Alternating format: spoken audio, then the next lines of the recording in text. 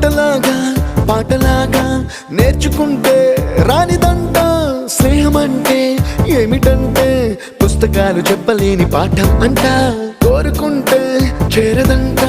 వద్దు అంటే వెళ్ళదంట నేస్తమంటే ఏమిటంటే కన్నవాళ్ళు ఇవ్వలేని ఆస్తేనంట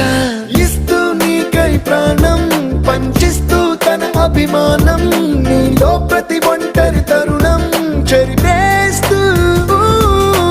ఎన్నో వేల కథలు అరే ఇంకో కథ మొదలు